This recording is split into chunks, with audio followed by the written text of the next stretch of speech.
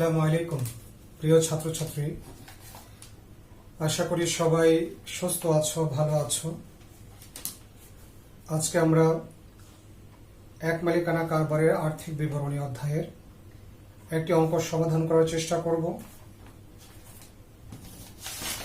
তোমাদেরকে গত ক্লাসে আমি যে প্রশ্নটা দিয়েছিলাম সে অঙ্কের সমাধানে যাচ্ছি। প্রথমে আমাদের জানা দরকার কি কি করতে হবে। ক নম্বরে আছে প্রকৃত সমাপনী মজুত পণ্যের পরিমাণ নির্ণয়। খ নাম্বার মোট লাভ ৮০,০০০ টাকা ধরে নিট লাভ বা নিট ক্ষতির পরিমাণ নির্ণয়। এবং গ নাম্বার প্রতিষ্ঠানের মোট সম্পদের পরিমাণ নির্ণয়। আমরা শুরুতে ক নম্বরে যাচ্ছি। ক নম্বরে প্রকৃত সমাপনী মজুত বের করতে গেলে তোমাকে যে কাজটা করতে হবে, প্রথমে তুমি লিখবে সমাপনী মজুদের পরিমাণ নির্ণয় লিখে তার নিচে সমাপনী মজুদ সমান সমান টাকার পরিমাণ ৬০,০০০ টাকা মাইনাস আগুনে বিনষ্ট পণ্য ১০,০০০, তোমার থাকবে কত? ৫০,০০০। এই ৫০,০০০ টাকায় তোমার ক নাম্বারের উত্তর। অনেক সময় স্টুডেন্টরা ভুল করে একটা জিনিস, সেটা হলো বীমা কোম্পানি যদি ক্ষতিপূরণ দেয় ওই টাকাটা আবার যোগ করে দেয়, তাহলে তুমি যদি এইখানে ১০ বীমা কোম্পানি যেটুকু দিয়েছে সেটুকু তুমি যোগ করতে পারবে না, কারণ বীমা কোম্পানি তোমাকে পণ্য দিবে না, দিবে অর্থ দিবে। সে টাকাটা যেহেতু আপাতত বকেয়া আছে তাই আমরা এটা এখানে যোগ করব না। এনিহাও তোমার প্রকৃত সমাপনী মজুত পণ্যের পরিমাণ ৫০,০০০ টাকা। এবার খ নম্বরে যাচ্ছি আমি। খ নম্বরে যাওয়ার আগে তোমাদেরকে আমি একটু আগে ফরম্যাটটা লিখে রেখেছি তোমার সময়কে বাঁচানোর জন্য। আমরা প্রথমে লিখলাম বিশদ বিবরণী, আংশিক লিখেছি এই কারণে যেহেতু অঙ্কটা মোট লাভ থেকে শুরু হয়েছে। যদি অঙ্কটা নিট বিক্রয় থেকে শুরু হতো তাহলে আমাকে আংশিক লেখার প্রয়োজন ছিল না। এখন আমি মোট লাভ, তোমার প্রশ্ন দেওয়া আছে ৮০,০০০ টাকা লিখলাম, এখান থেকে আমি পরিচালন ব্যয় বাদ দিব। প্রথম আইটেম দেওয়া আছে দফতর খরচ দেওয়া আছে। দফতর খরচ বা অফিস খরচ এটা পরিচালন ব্যয়ের আইটেম, তাই আমি লিখলাম এখানে ১০,০০০ টাকা।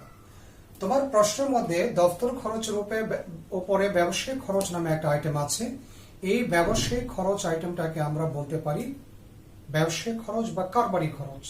যদি কোনো রেওয়া মিলে একই সাথে কারবারি খরচ এবং দফতর খরচ থাকে তাহলে তোমাকে বুঝে নিতে হবে দফতর খরচটা যাবে পরিচালন ব্যয় আর ব্যবসায়িক খরচ বা কারবার খরচটা যাবে বিক্রয় ব্যয়, অর্থাৎ বিক্রিত পণ্যের ব্যয় দেখাতে হবে। তো আমরা দফতর খরচ লিখলাম কত? ১০,০০০ টাকা। ইজারা সম্পদের অবলোপন, এখানে তোমার রেওয়া মিলে দেওয়া ছিল ইজারা সম্পদ ছিল ৮১,০০০ টাকা। এখানে লেখা আছে ১/১/১৮ হতে ১০ বছর। আমাদের রেওয়া মিলটা যেহেতু ১৯ সালে, তাহলে ১৮ সাল জানুয়ারি ১ থেকে ডিসেম্বর পর্যন্ত ১ বছর শেষ হয়ে গেছে, যার কারণে আমার ১০ বছর লিজ থেকে ১ বছর শেষ, রইল কত? ৯ বছর। তুমি এই ৯ দিয়ে ৮১,০০০কে তুমি যদি ভাগ করো তাহলে তোমার অবলোপনের পরিমাণ আসবে ৯,০০০ টাকা। রেওয়া মিলে বিজ্ঞাপন খরচ দেওয়া আছে ১০,০০০ টাকা। সমন্বয় লেখা আছে বিনামূল্যে পণ্য বিতরণ ৫,০০০ টাকা। আমরা জানি বিনামূল্যে পণ্য বিতরণ বিজ্ঞাপনের একটা অংশ, এই কারণে আমরা বিজ্ঞাপনের সাথে যোগ করেছি। টোটাল বিজ্ঞাপন আসছে কত? ১৫,০০০ টাকা। তোমার সমন্বয়ে আরো একটা কথা লেখা আছে মোট বিজ্ঞাপন খরচ ২/৩ অবলোপন করো। ২/৩ বলতে তোমাকে বুঝতে হবে ৩/২ ভাগ। তাহলে টোটাল যদি ১৫,০০০ টাকা হয় তাহলে ২/৩ ৩/২ ভাগ ইকুয়াল টু ১০,০০০ টাকা। এই ১০,০০০ টাকা অবলোপন করতে হবে, তাই আমি অবলোপন দেখালাম কত? ১০,০০০। কিভাবে? যদি ৩/২ ভাগ অবলোপন হয় আর ৩/১ ভাগ হবে তাহলে বিলম্বিত, তাহলে ১৫,০০০ ইন্টু ৩/১ ভাগ ইকুয়াল টু ৫,০০০ টাকা। এইটুকু তোমাকে বিলম্বিত নামে মাইনাস করতে হবে। তাহলে বিলম্বিত ৫,০০০ টাকা মাইনাস করলে তোমার অবলোপন আসবে কত? ১০,০০০ টাকা। তোমার রেওয়া মিলে কোরিং দেওয়া ছিল কত? ৩,০০০ টাকা। আর তোমার রেওয়া মিলের নিচে সমন্বয় বলা আছে কুড়িন সঞ্চিতি 1000 টাকা বৃদ্ধি করো।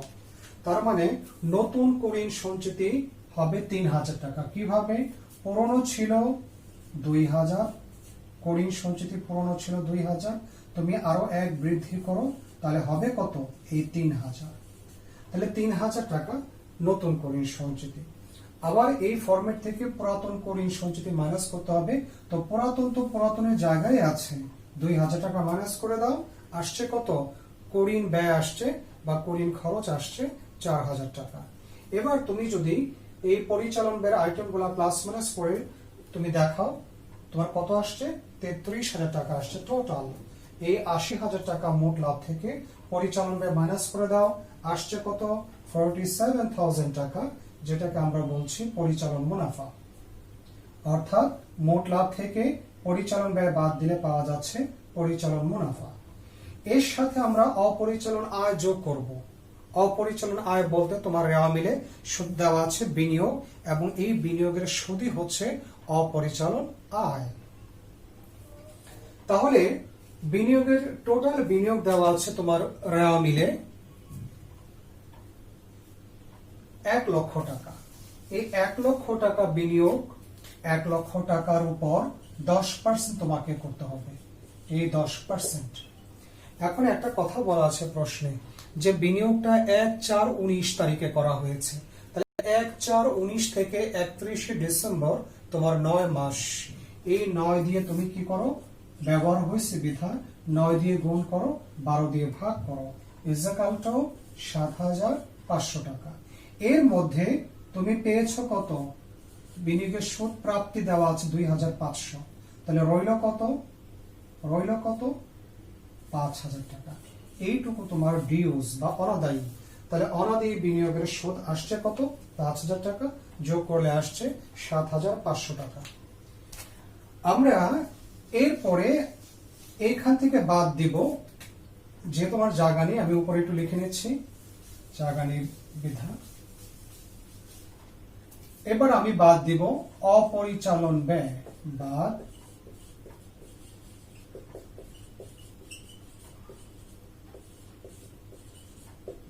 অপরিচালন ব্যয়। এই অঙ্কে অপরিচালন ব্যয় বলতে তোমার রেওয়া মিলে শুধু দেওয়া আছে একটা আইটেম, সেটা হলো মূলধনের সুদ। তাহলে লেখো তুমি মূলধনের সুদ। মূলধনের সুদ টাকার পরিমাণ দেওয়া আছে প্রশ্নে কত? 5,000 টাকা। 5,000 টাকা। আর একটা আইটেম হওয়ার কথা ছিল কিন্তু এখানে হচ্ছে না একটা কারণে, যেহেতু বীমা কোম্পানি আগুনে বিনষ্ট পণ্যের সম্পূর্ণ ক্ষতিপূরণ দিয়ে দিচ্ছে, তাই আগুনে বিনষ্ট পণ্য এখানে আসবে না। আদারওয়াইজ যদি বীমা কোম্পানি আংশিক দিত অথবা নাই দিত, তাহলে সেইটুকু এখানে আসতো। তো আমার এখন এই প্লাস মাইনাস করার পরে দেখো তুমি 47,500 টাকার সাথে এই 7,500 টাকা প্লাস করো, আর এই 5,000 টাকা তুমি মাইনাস করো। মাইনাস করলে তোমার আসবে, মাইনাস করলে আসবে 47 আর 7 54,500। এখান থেকে মাইনাস করো 5,000, তোমার আসছে কত? 49,500 টাকা। এটাই হচ্ছে আমার নিট মুনাফা। নিট মুনাফা। ওকে, তাহলে আমার খ নম্বর শেষ হয়ে গেল। এবার আমি যাচ্ছি গ নম্বরে যাচ্ছি। গ নম্বরে হচ্ছে তোমাকে বের করতে বলছে মোট সম্পদের পরিমাণ। তাহলে আমরা মোট সম্পদ বলো, মোট দায় বলো, এগুলা বের করি কিসের মাধ্যমে? এগুলা বের করি আর্থিক অবস্থার মাধ্যমে আমরা প্রদর্শন করি। তাই এখন আর্থিক অবস্থার বিবরণীতে আমরা যাচ্ছি। আর্থিক অবস্থার বিবরণী করার সময় তোমাকে প্রথমে দেখাতে হবে, এখানে লিখে নিচ্ছি আমি, একটু হেডলাইন দিয়ে নিচ্ছি, আর্থিক অবস্থার বিবরণী। আর্থিক অবস্থার বিবরণী, এটা আংশিক লিখছি। এখানে হবে 31শে ডিসেম্বর, 2019।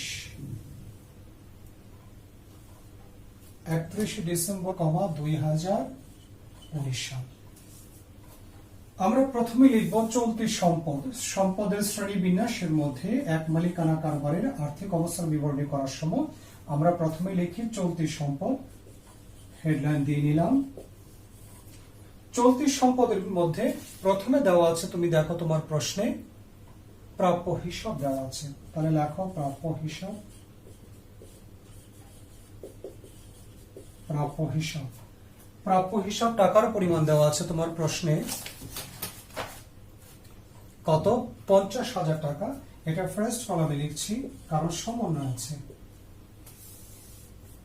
সমন্বয় আরেকটা আইটেম আছে তোমার এখানে লেখা আছে যে জাহিদের নিকট পাওনা 8,000 টাকা প্রাপ্য হিসাবের মধ্যে অন্তর্ভুক্ত এবং তার পাওনা 6,000 টাকা প্রদেয় হিসাবের মধ্যে অন্তর্ভুক্ত। এরকম লেনদেনকে বলা হয় পারস্পরিক দেনা পাওনা বা মিউচুয়াল ইনডেবনেস। এই লেনদেনের ক্ষেত্রে তোমাকে দেখতে হবে একই ব্যক্তি একবার দেনাদার আবার একবার পাওনাদার। তাহলে এই দুইটা ফিগারের মধ্যে একটা ফিগার আছে 8,000, একটা ফিগার আছে 6,000। দুটার মধ্যে যেটা কম সেই টাকাটা প্রাপ্য হিসাব থেকে মাইনাস হবে, আবার প্রদেয় হিসাব থেকে মাইনাস করতে হবে।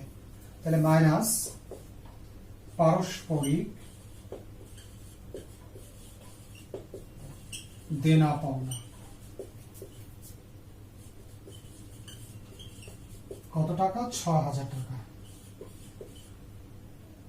6,000 টাকা মাইনাস করে দাও। আমরা জানি প্রাপ্য হিসাব থেকে নতুন করিন সঞ্চিতি, এটা আমরা মাইনাস করি।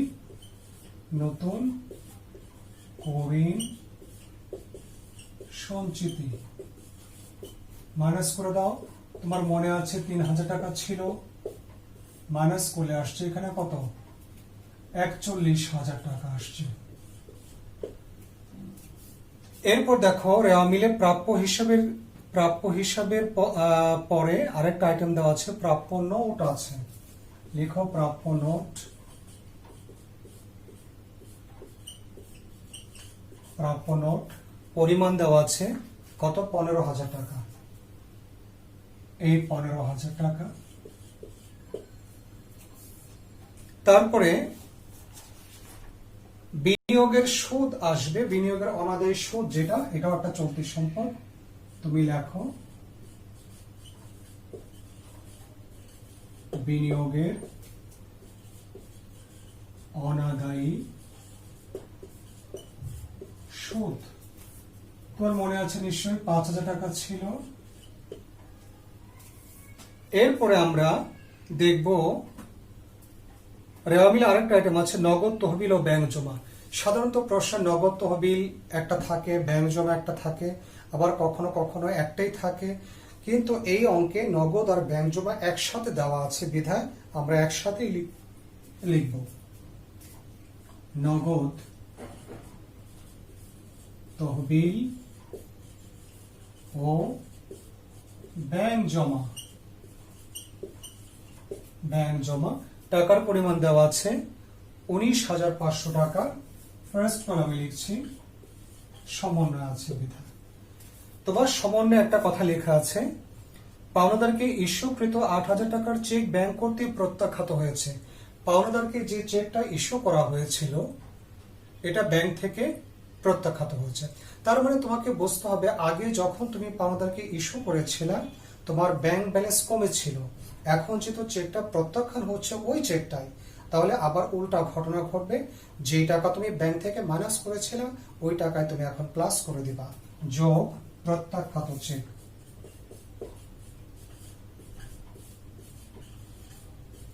প্রত্যাখ্যাত চেক টাকার পরিমাণ 8,000 টাকা, এখানে আসছে 27,500 টাকা। এবার সমাপনী মজুদ। রেওয়া মিলে আর কোনো আইটেম নেই বিধায় আমরা যাচ্ছি সমন্বয়ের সমাপনী মজুদে। সমাপনী মজুদ আমরা ক নম্বরে বের করেছিলাম সমাপনী মজুদ 50,000 টাকা, ওইটাই লিখে দিচ্ছি। আমি এখানে লিখলাম ক হতে প্রাপ্ত কত? 50,000 টাকা। তোমার মনে আছে যে বীমা কোম্পানি তোমাকে মানে ক্ষতিপূরণ দিয়েছিল। তাহলে বীমা কোম্পানি যে পণ্যটা পুড়ে গেছিল তার জন্য ক্ষতিপূরণ দিয়েছিল, ক্ষতিপূরণ দেয়নি মানে দিবে। তুমি এটা এটা তোমার বীমা কোম্পানির কাছে প্রাপ্য।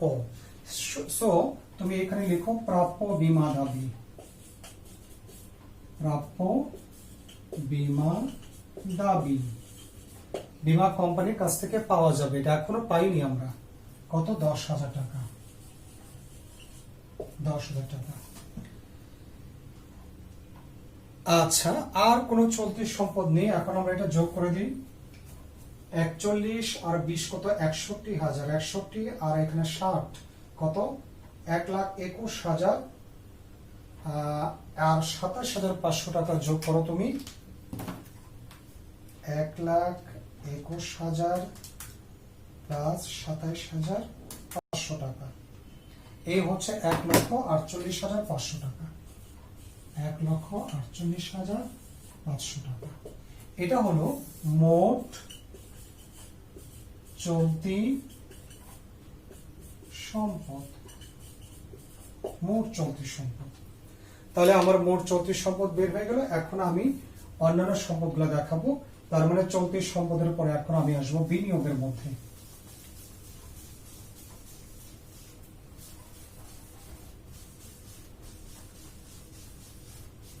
তাহলে বিনিয়োগ লেখার আগে আমি এই টোটালটাকে আবার উপরে লিখে রাখতেছি, এই কারণে তোমার যোগ করতে সুবিধা হবে। তাহলে মোট চলতি সম্পদ কত? 1,48,500 টাকা। এটা মুছে ফেলি। এবার আমি লিখব দীর্ঘমেয়াদী বিনিয়োগ।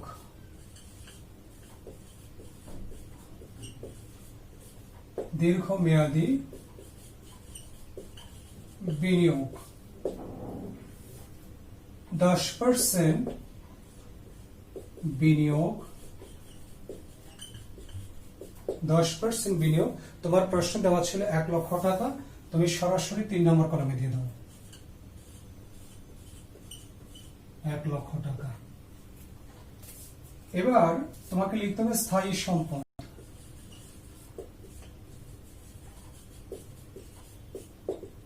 স্থায়ী সম্পদ এখানে খুব বেশি একটা নেই, এখানে শুধু দেওয়া আছে একটা আইটেম, ইজারা সম্পদ। লিখে নাও ইজারা সম্পদ। ইজারা সম্পদ। ইজারা সম্পদ টাকা দেওয়া আছে তোমার প্রশ্নে 81,000। তোমার মনে আছে বোধহয় যে আমরা বিশদ বিবরণী করার সময় অবলোপন লিখেছিলাম 9,000 টাকা। ওইটা এখন তুমি মাইনাস করে দাও। অবলোপন।